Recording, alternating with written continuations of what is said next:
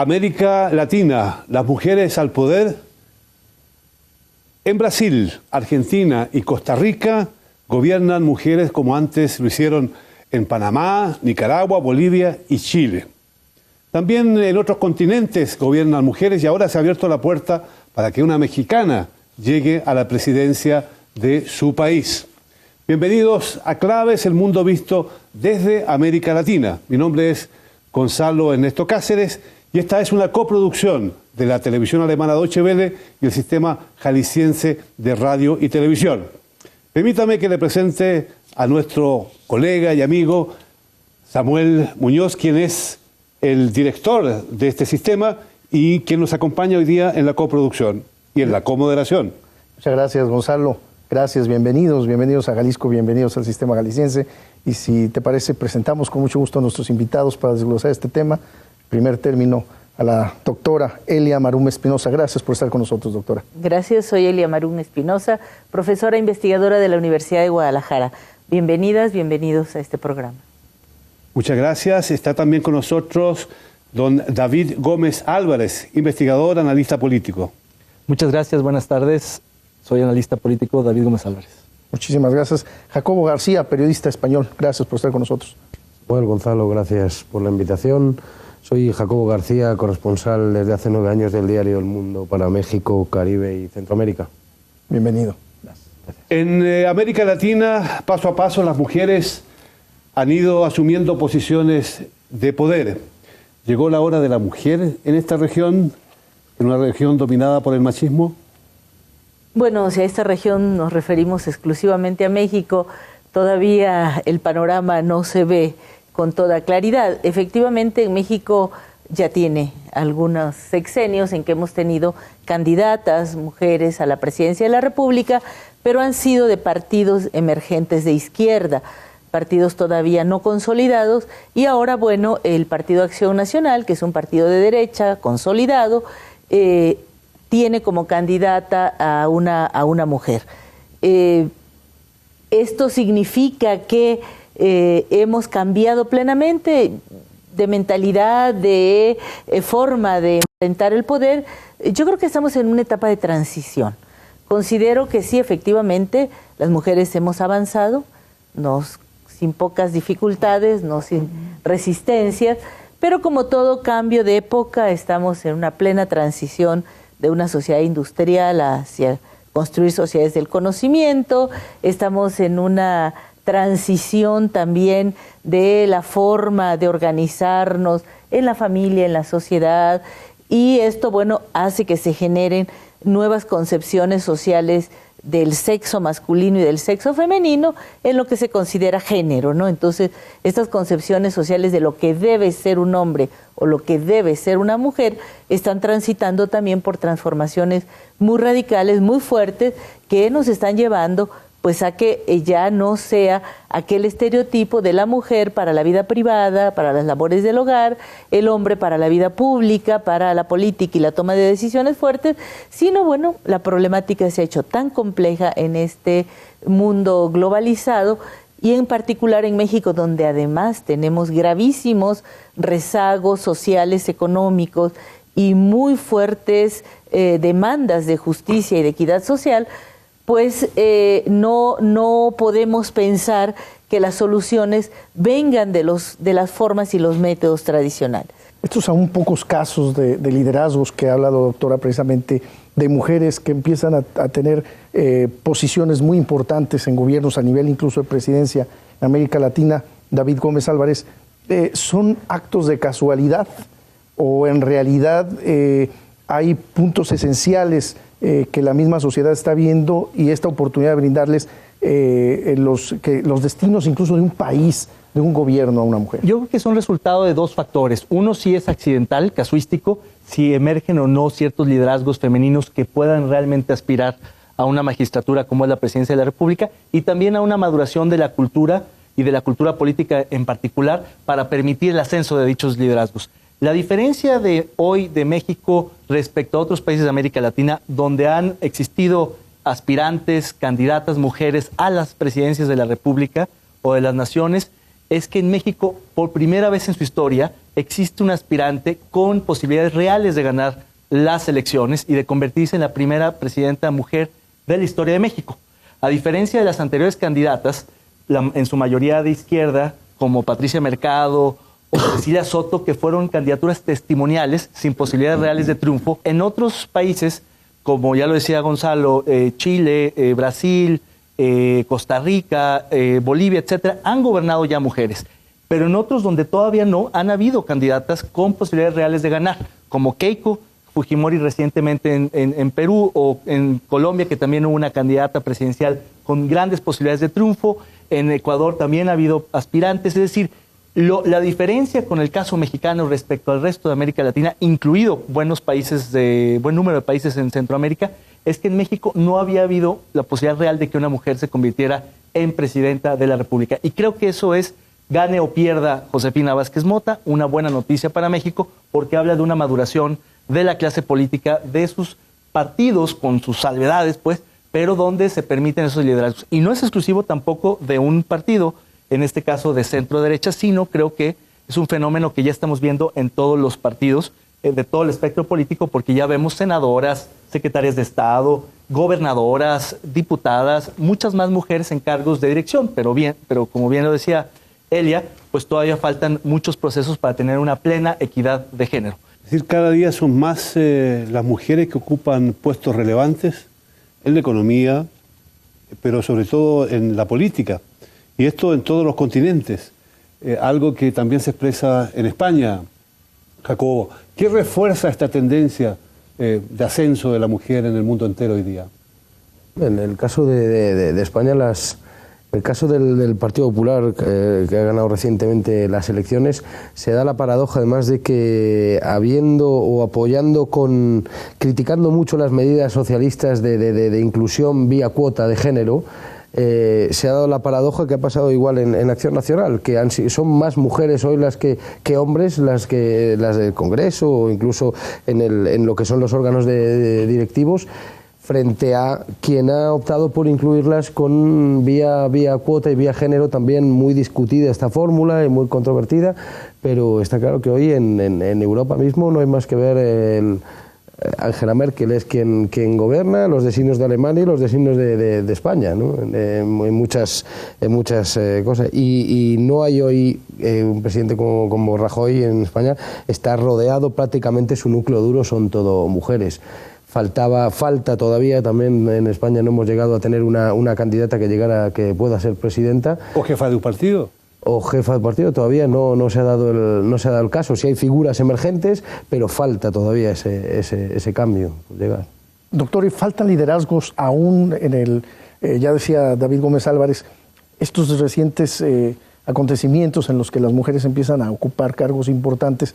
Todavía falta, es decir, hay un camino a corto, a largo plazo importante para la participación de la mujer en los destinos de la política.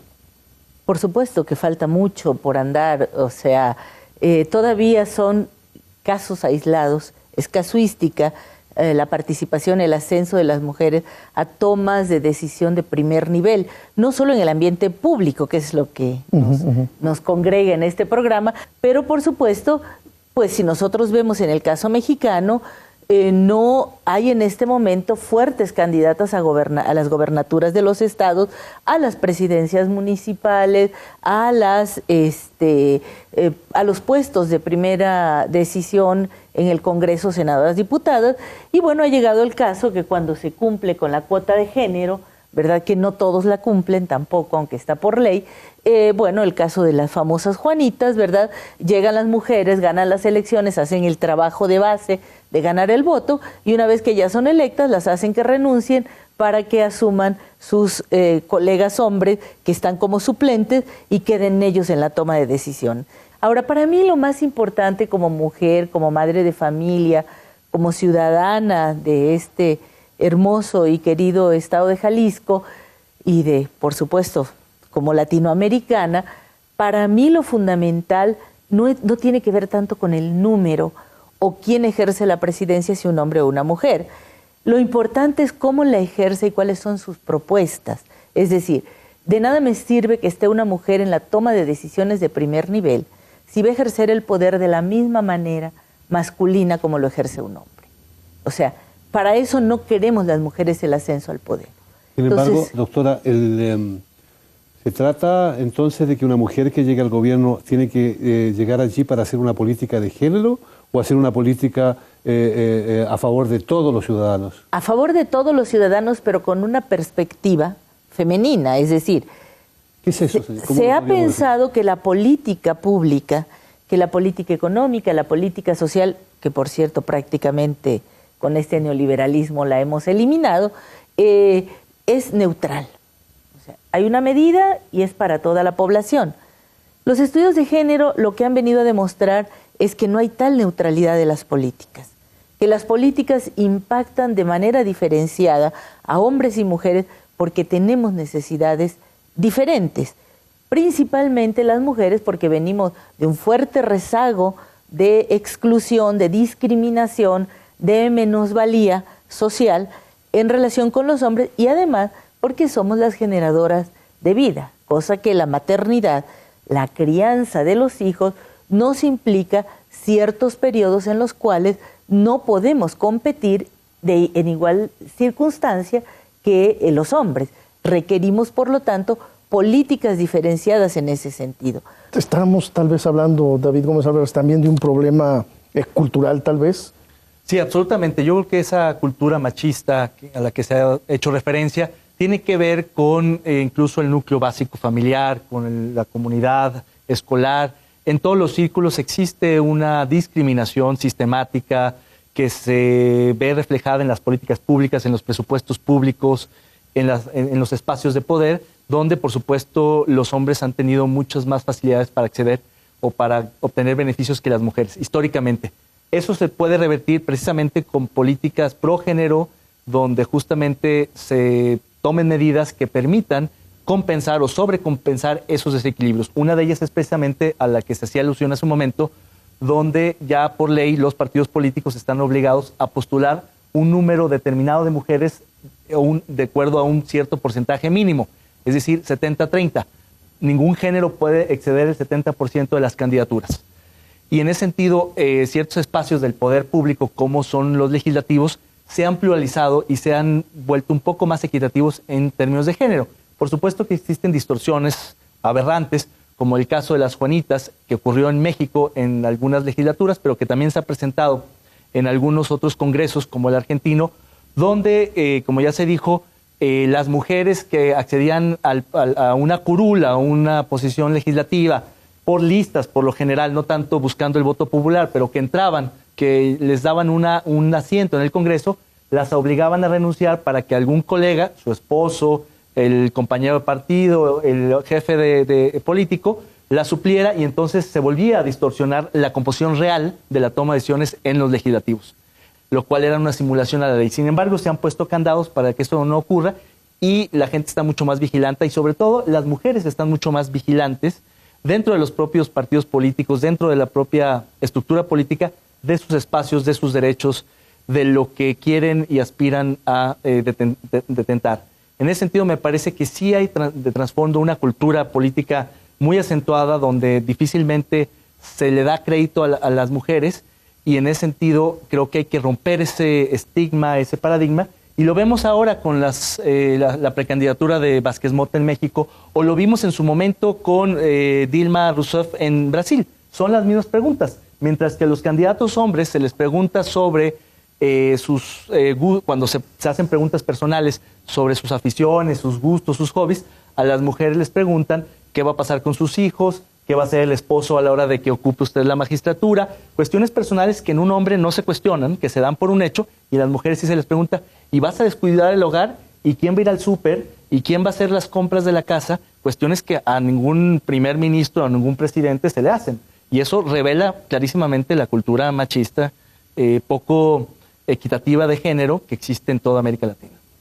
En el caso de Europa, las mujeres que actúan en política han llegado a puestos importantes en varios países por dos razones principales. Una, por un sistema de cuotas que se ha establecido, que en algunos casos es más, en otros es menos. El Partido de los Verdes, por ejemplo, es 1 a 1. va un candidato mujer, una candidata mujer, y en muchos casos es la mujer la que va en primer lugar, o bien porque a algunos partidos no le quedaba otra tabla de la cual agarrarse.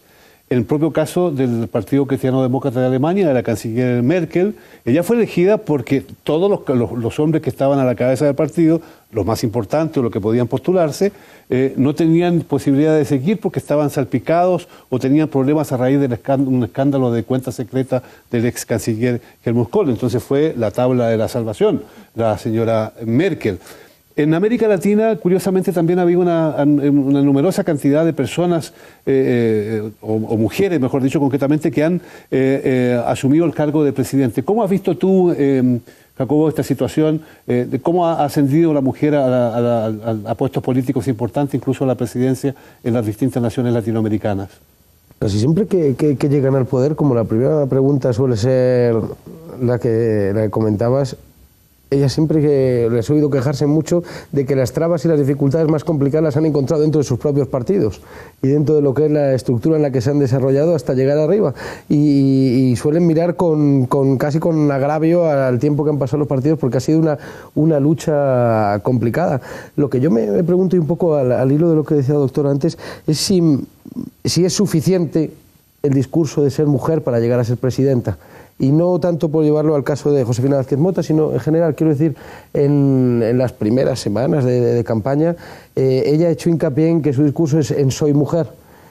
Para una generación como la mía, que se ha criado que ha ido a una universidad donde el 70% eran mujeres, mis profesoras eran mujeres la mayoría, y casi todas las jefas que he tenido han sido mujeres. A mí es un discurso que entiendo que tiene pegado todavía, pero no sé si es suficiente el decir soy mujer. El ciudadano entiendo que está esperando algo más, porque entiendo que en muchos casos la sociedad, la ciudadanía, va incluso un paso por delante de un discurso, hasta a veces yo interpretaría bien retrógrado, de parte de una candidata que aspira a ser presidenta del país, ¿no?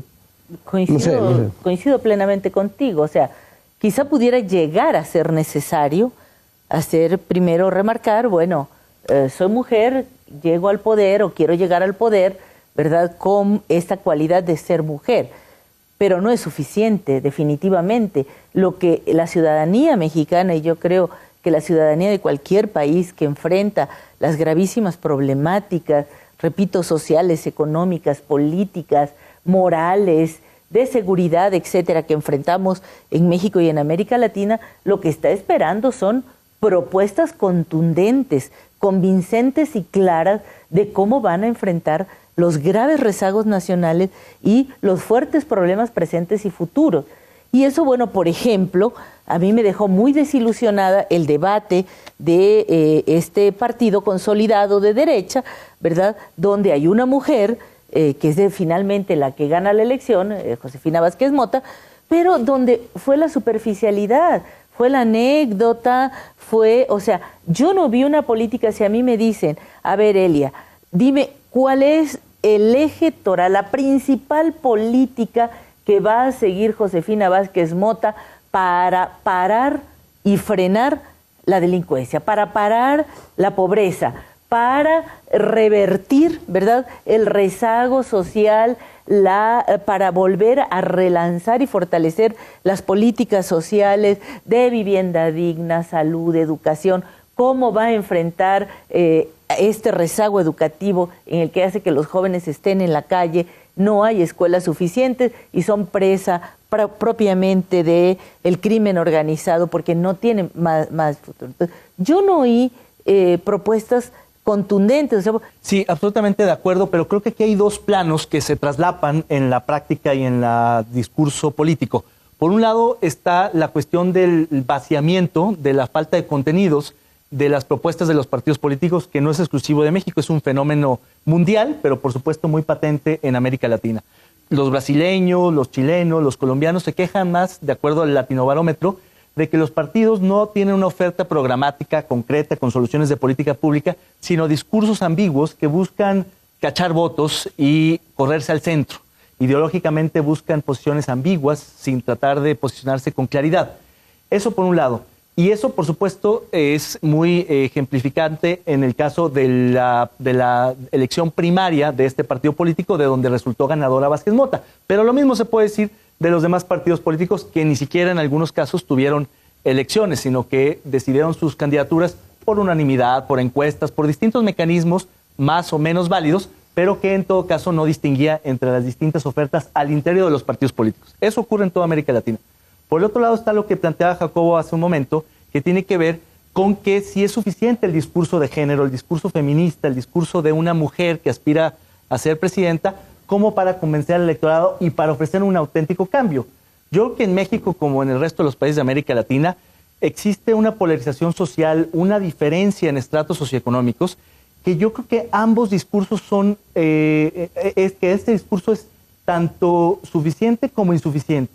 Es condición necesaria para el cambio, pero no suficiente para lograrlo. Es decir, por supuesto que para un segmento muy importante de la población que ha sufrido el machismo, que tiene rezagos sociales y de equidad y de género muy importantes, un discurso de una mujer como Vázquez Mota, como Bachelet, o como Rousseau, como muchas otras mujeres políticas latinoamericanas, es muy importante porque es reivindicatorio de su condición de mujeres marginadas. Y por tanto creo que sí es muy válido apelar a ese discurso de mujer, de alguien que sí puede lograr el éxito, que ha logrado escalar peldaños, que se ha quitado a los hombres del camino. Pero por otro lado hay otro segmento de la población a la que pertenecemos varios de nosotros, que estuvimos en universidades, que nos movemos en círculos más educados, más enterados, donde ese discurso, por supuesto, que es absolutamente sobrado, que ya no nos mueve. Y ahí es donde entra lo que decía Elia, de que hay que buscar una propuesta que vaya más allá de eso. Una propuesta no solo de equidad y de mujeres, sino una propuesta de soluciones concretas.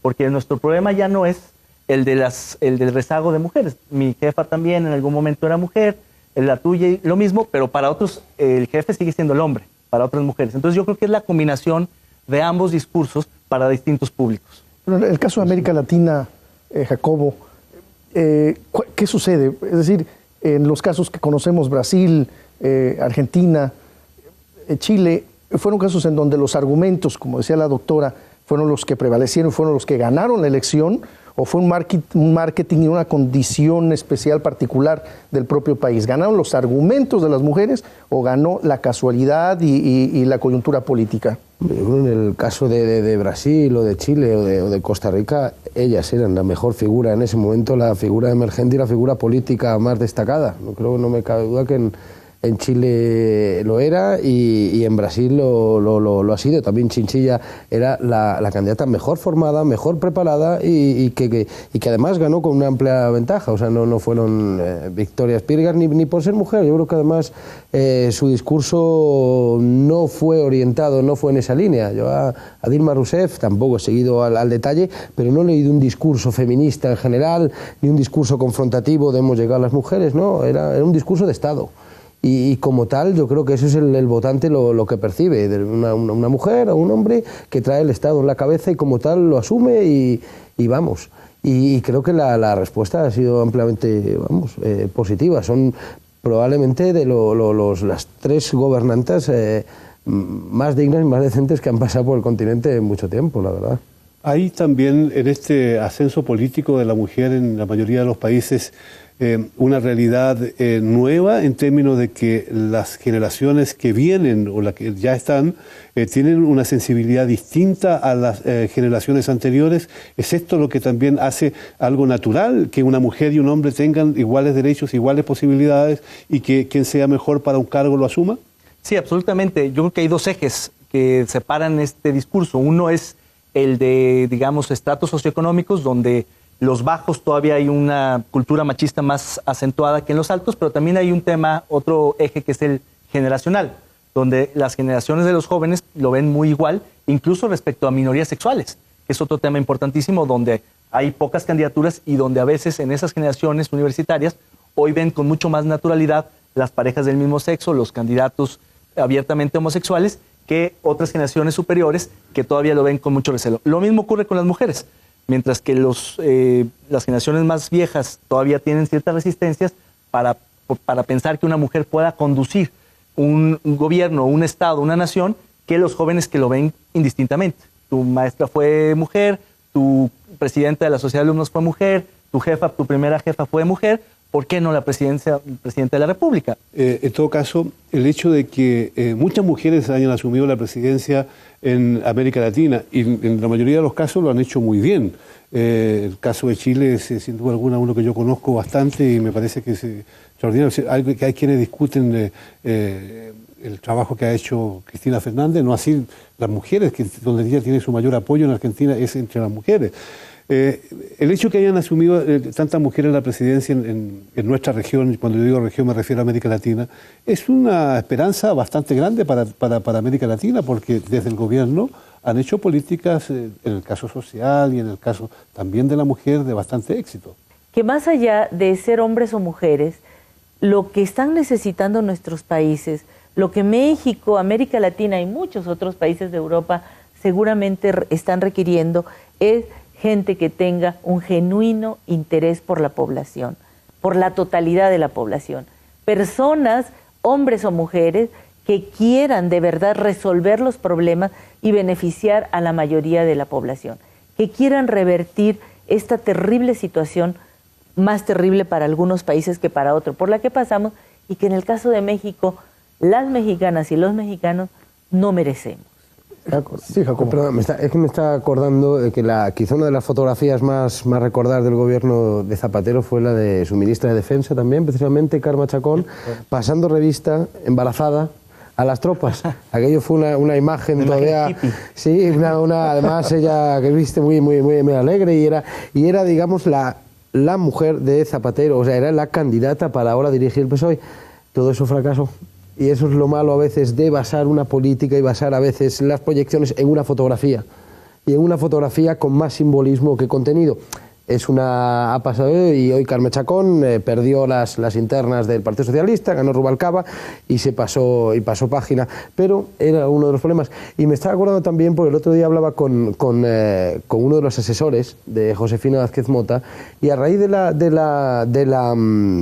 debate que tuvieron interno, salían además optimistas y contentos porque de cara a lo que son las elecciones y los próximos debates que pueda o no pueda haber, lo difícil que se le hace al resto de candidatos pelear contra una mujer.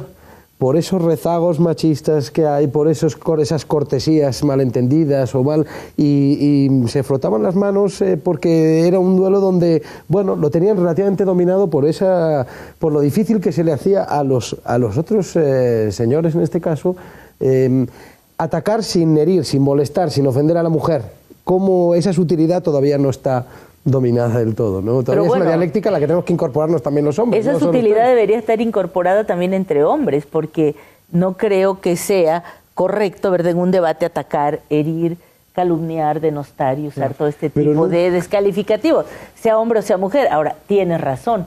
Para el caso de las mujeres, ¿verdad?, todavía no están bien claros los límites hasta dónde la cortesía es parte de una deferencia, ¿verdad?, hacia una persona, sea hombre o mujer, y hasta dónde es parte de reforzar la discriminación hacia las mujeres. Por eso hay muchas feministas extremas que, bueno, no aceptan que se les abra la puerta, que se les ponga la silla, porque para ellas eso demuestra estar remarcando una inferioridad de la mujer, como si fuera incapaz de abrir una puerta o incapaz de acercarse a la silla.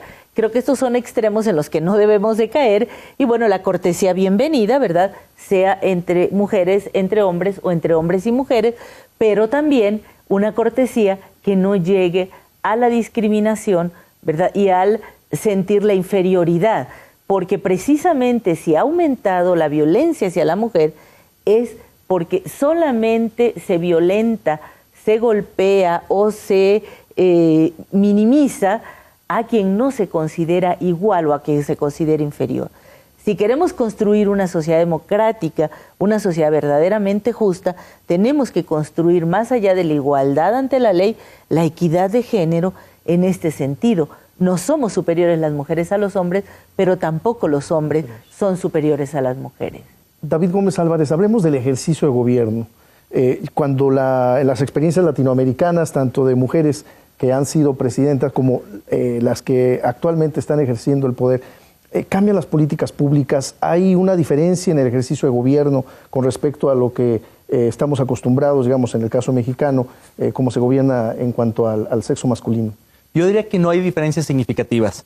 Yo diría más bien que hay buenos y malos gobiernos, independientemente de si es mujer u hombre quien esté a la cabeza del gobierno en cuestión. Y en ese sentido me parece que, por ejemplo, es muy revelador el caso de Bachelet en Chile, que fue una muy buena administración, un buen gobierno, reconocido internacionalmente, no porque necesariamente haya impreso un sello feminista o muy progénero a sus políticas. Hizo lo que tenía que hacer, pero no en exceso. Ya venía dándose de gobiernos anteriores con Lagos y con Frei y con los otros anteriores gobiernos de la Concertación.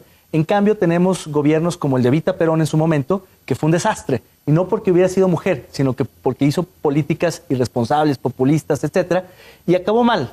Pero no porque haya sido necesariamente ella, sino porque fue un mal gobierno. Entonces, en ese sentido, yo no creo que la clave esté en que sea mujer o no, porque ahí creo que hay mucha más continuidad de la propuesta programática e ideológica del partido en el gobierno que la condición de mujer.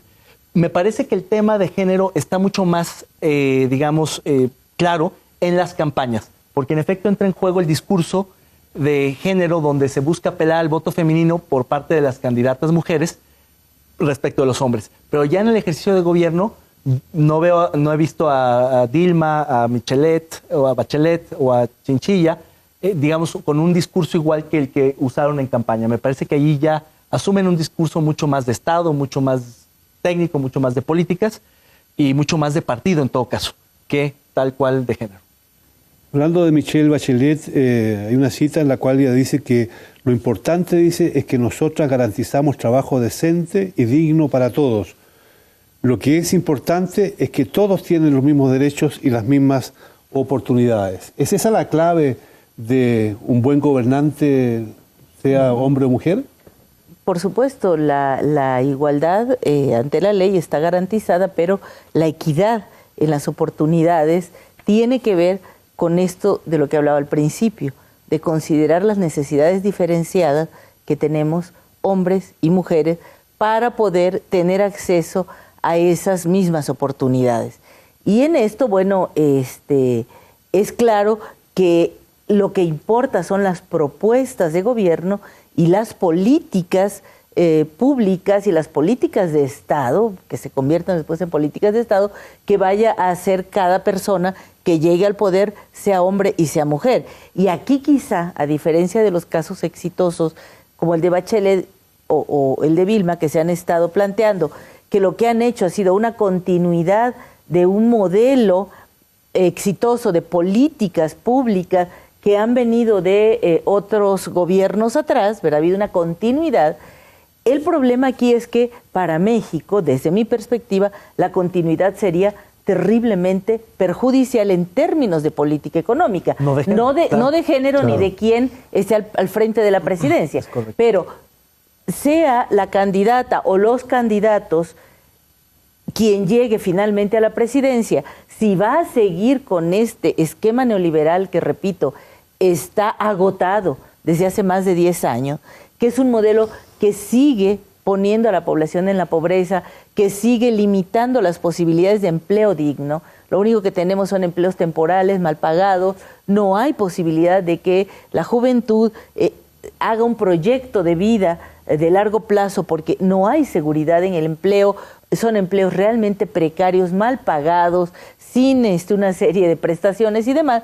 Entonces, si no hay un empleo o una posibilidad de emplear la capacidad y la fuerza que tiene la juventud y su capacidad de creatividad y de innovación con fórmulas emprenduristas, con fórmulas de poder emprender, no poner el changarrito en la esquina, sino, ¿verdad?, un empleo que realmente sea de calidad, no vamos a poder avanzar. Y eso requiere un nuevo proyecto de nación que recupere lo recuperable del proyecto constitucional y que definitivamente se aleje del proyecto neoliberal, porque, bueno, ni solo el mercado, ni solo el gobierno han podido con esta crisis como no lo pudieron en el 29. Pero ¿no será un tema también de la región? Porque cuando se hace la pregunta, por ejemplo, de quién creció más el año pasado o el antepasado, si Brasil o México, ¿cuál sería la respuesta de bote pronto? Brasil. No, México ha crecido más que Brasil en los últimos 2 años. Y ahí hay un modelo, no digamos alternativo, pero sí quizá distinto o significativamente distinto al mexicano y sin embargo tiene un problema enorme de empleo, de pobreza, de estancamiento y demás. No es una solución fácil. Ahí se plantea también para quién sirve el crecimiento. Claro, para generar oportunidades, para generar plazas laborales. ¿O quién se beneficia del crecimiento? Yo no diría que necesariamente es un tema exclusivo de México. Yo creo que estas problemáticas son comunes a América Latina, donde hay alguna variación en el modelo. En algunos más neoliberal, menos neoliberal, por usar ese lenguaje, en unos más intervencionista en la economía del Estado, en unos menos, en unos más abiertos al libre comercio, en otros menos. Pero el hecho es que es un problema generalizado de la región. Pero en todo caso, lo que me parece una buena noticia es que la discusión se centre en que esta aspirante a la presidencia de México pueda, uno, digamos, simpatice o no con ese proyecto, por la continuidad de ese proyecto, no tanto de si es mujer o no. Me parece que hay que superar ese debate y en todo caso, en algunos aspectos, constreñir la cuestión de género para donde se requiere debatir la cuestión de género, pero no estar impregnando todos los demás ámbitos, los muy técnicos, los muy complejos, con el tema de soy mujer, apelo a las mujeres. Yo creo que hay que distinguirlo y eso creo que es una buena noticia. Y sobre todo, México. cómo sentar bases sostenibles, sustentables para un desarrollo de largo plazo, porque ¿de qué me sirve crecer un punto más que Brasil, verdad? Si esto no me va a llevar más que a seguir siendo importador de productos chinos en una franca desindustrialización como estamos en México, y eso cuánto tiempo puede durar. O sea, eso genera crecimiento, sin duda, ¿verdad? Pero no es un crecimiento sostenible ni genera posibilidades de empleos permanentes, bien remunerados y de largo plazo, claro, que son los que merecemos. Y Brasil sí lo está haciendo. O sea, tampoco hay fórmulas mágicas que porque llegue un presidente o una presidenta, al otro día las cosas van a cambiar. No es hada madrina que con su varita mágica transforme el mundo. Son procesos de largo plazo, pero sí hay que ir sentando las bases y ver, a ver, efectivamente los cimientos que está construyendo Brasil son sustentables, van a aguantar un edificio grande, fuerte, etcétera, o no. O lo que está haciendo México es construir con cartón, ¿verdad? Que al primer vientecito que venga, pues nos va a tirar. Entonces, ¿de qué se trata? Se trata precisamente, desde mi perspectiva, de que si tenemos la oportunidad las mujeres de llegar al poder, es para hacer estas cosas que requiere la población. Pero si los hombres llegan al poder y siguen llegando al poder, también es para que ellos hagan una acción de gobierno que beneficie a la totalidad de la población. Porque seguimos sesgándonos en México. Tenemos políticas públicas y acciones de gobierno solo para grupos privilegiados económicos y políticos. Y la gran mayoría de la población, 56% de los mexicanos y las mexicanas, están en la pobreza o creo que el término que use en Chile es mejor, en la miseria. O sea, no queremos un país de miserables, queremos un país de gente que, como somos las mexicanas y los mexicanos, tengamos las posibilidades, y para eso el gobierno es nuestro representante social, de poder usar nuestros talentos y nuestras capacidades y nuestros liderazgos en favor de la totalidad de la población. Y aquí, pues ya no importa si seamos hombres o mujeres, lo que sí es importante es que no se excluya la capacidad y el liderazgo de las mujeres por el hecho de ser mujer. Jacobo, hay un punto fundamental aquí también, que es la cultura política del ciudadano. Esta ha madurado, hay diferencias en relación a Europa, en América Latina. Tú hiciste precisamente en México una pregunta que ha ocasionado un caos completo cuando le preguntas a un candidato a la presidencia que te diga los 3 libros que han marcado su vida y no te la responde. En ese sentido, tú eres. O sea que él fue el causante. Sin embargo, sigue dicen que no le quitó, sus estrategas que no le quitaron un pelo a su gallo, ¿no? Una pluma a su gallo. En ese sentido, hay una cultura política importante, ya hay más madurez en México, en América Latina. ¿Tú cómo lo percibes? Bueno, los libros y la cultura son patrimonio, no tiene sexo. Yo creo que ahí, si volvemos a la discusión de antes, era hombre o mujer, la pregunta era para definir al candidato independientemente, y era una pregunta además que me encantaría hacerle a Josefina Vázquez Mota en cuanto tenga la oportunidad. Ya sus estrategas están tomando nota. Sí, no, me imagino, pero fíjate, además, volviendo al tema, que las preguntas que en su día tuve oportunidad de hacerles aquí en la FIL iban relacionadas con otros temas, y el tema de la cultura candidatura era un tema accesorio, pero tuvo importancia en la medida en que definía un personaje y lo describía y a un candidato. Y igual en ese sentido el tema de género pueden parecer circunstancias no centrales, pero que acaban convirtiéndose en el eje del discurso porque te definen a un candidato, ¿no? Tanto en este caso sobre sus conocimientos culturales. Pero en cuanto a la cultura política, yo creo que sí, que se va avanzando. Y noto que yo siempre contaba cuando llegué hace 9 años que el machismo se inventó en España, pero se perfeccionó en México. Pero luego había alguno que no tomaba bien o mal, pero sí que noto que en estos años, igual que en España ha habido un cambio grande y hoy están en los principales consejos de administración, están dirigiendo partidos, en México noto que van subiendo y falta el salto definitivo, no vale solo. Y estaba viendo, por ejemplo, ahora uno de los candidatos que se presenta, que está ya poco a poco va definiendo su gabinete, uno de los candidatos de izquierdas. Me parece que hay 2 mujeres hasta ahora, de 10 hombres, de 10 señores que ha nombrado. Uno es el Ministerio de la Secretaría de la Honestidad. Y no, el del otro, Medio Ambiente está esta mujer ambientalista de la Ciudad de México, y en Cultura, Elena Poniatowska, se proponía. Esa es la tercera hoy, y en Honestidad era la tercera mujer. Tienes razón. Otros 7 gabinetes, otros 7 secretarías son los que tienen fuerza, y me dio la impresión que incluso era un gesto hasta, no sé, no lo he visto natural. Los ministerios, las secretarías elegidas para esas 3 mujeres son floreros. Pero no, yo no estaría... ¿El de la honestidad? Yo no estaría Eso es un invento de hace un cuarto de hora. O sea, claro. Bien, el de la cultura es un gran ministerio, por supuesto que sí, en México tiene mucho peso, pero... Los otros 2... No, tienes razón. No son gabinetes centrales, no estás hablando del Ministerio de la Defensa, de o de Economía, Hacienda. A lo que voy es Hacienda. que estamos avanzando en ese camino, y ahora falta que después que pasen de ser florero para ser mujeres que ejecuten, que ejerzan y que tengan el poder. Y así estamos llegando al final de una nueva edición de Claves, esta vez desde Guadalajara, aquí en México. América Latina está cambiando, y ello en gran medida también gracias a las mujeres.